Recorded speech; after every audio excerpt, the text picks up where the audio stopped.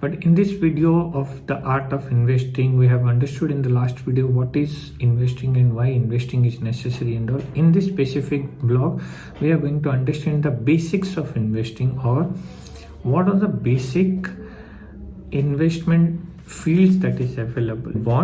Bonds are of another, again, two types and all that we will discuss in detail. Here we are talking about bonds, but a bond, when it comes to, it's like a debt instrument. So for example, government needs some money in short term, maybe like for 2 months, 3 months, for 91 days, for 180 days, for 6 months.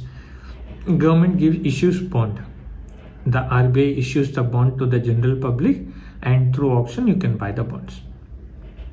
You can decide the validity dates, the maturity dates, whether it is 91 days, 181 days, 364 days, whatever it is, and you invest on that. Government says, okay, I have taken money from you, I will return your money along with interest of this percent. Now that happens because government takes that money in a form of discount and government gives you the money.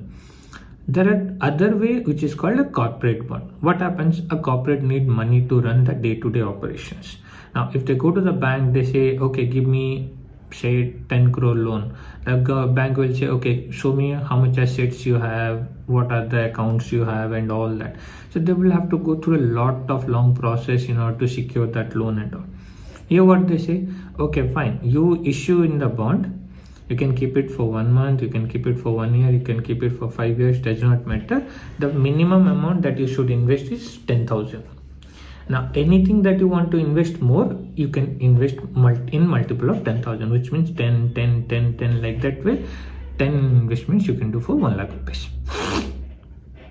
Now, what happens? A corporate takes that money, says that, okay, I'll give you this much percent of return. Let's say consider 8% return.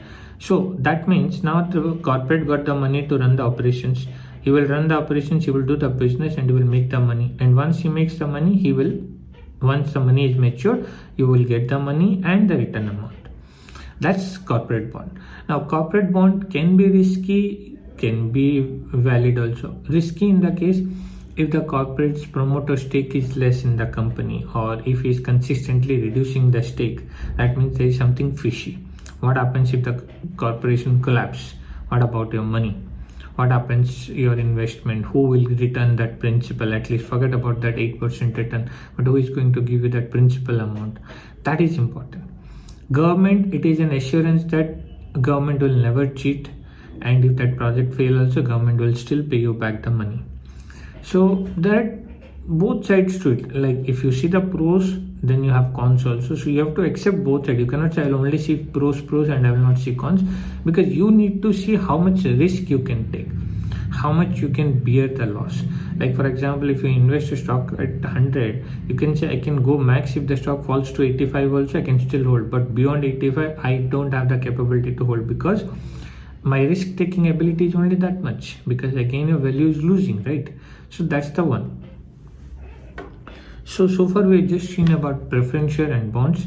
Now the next part that we are going to see is about REIT, or real estate investment trust, or real estate. We are going to discuss about the two parameters, and then we are going to summarize this video.